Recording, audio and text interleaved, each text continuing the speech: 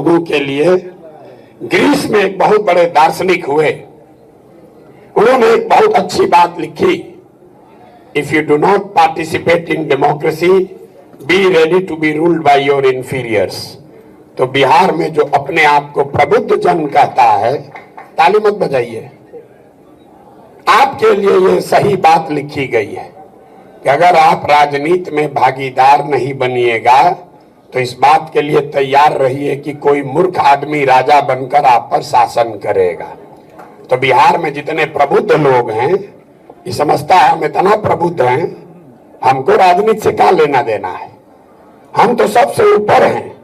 तो आप या तो ड्राइंग रूम में बैठ के भाषण करते हैं, गपियाते हैं, या कभी कभी अपने दोस्तों मित्रों के साथ बैठ के चर्चा करते हैं, या तो समाज ने आपको ढकेल के राजनीति से बाहर कर लिया, या आप खुद से ही राजनीति से अलग हो गए।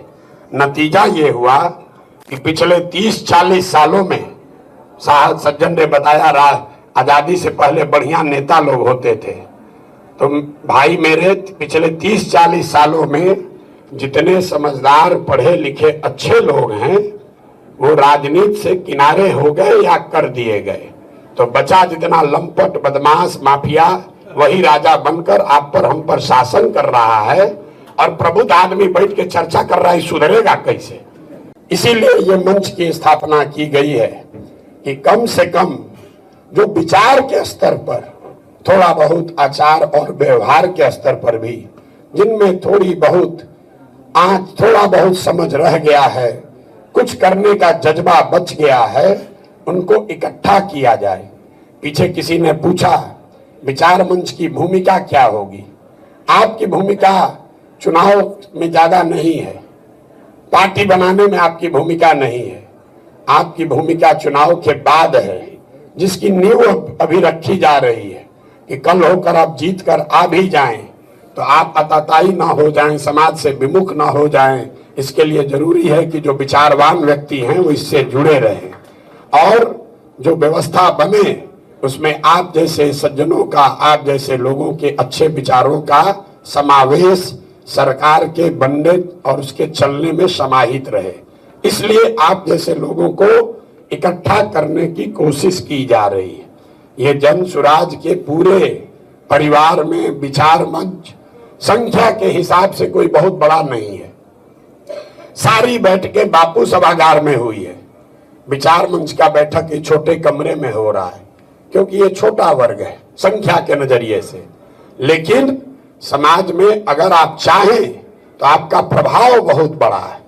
अगर बौद्धिक तौर पर, आर्थिक तौर पर, किसी भी नजरिए से आप भगवान की दया से समाज में आगे हो गए हैं तो आपकी ये महती जिम्मेवारी है कि जो लोग समाज के पीछे छूट गए उनके लिए कुछ न कुछ कीजिए।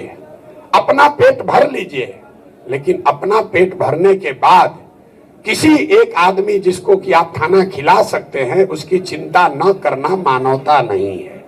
इसलिए अगर आप अपने आप को प्रबुद्ध बताते हैं, अपने आप को सक्षम समझते हैं, सक्षम सिर्फ पैसे से नहीं, अगर आप दिमाग से, शरीर से, सामाजिक स्तर पर सक्षम हैं तो आपकी हमारी ये जिम्मेवारी है कि बिहार में समाज में जो लोग पीछे छूट गए हैं उनके लिए कुछ न कुछ किया जाए।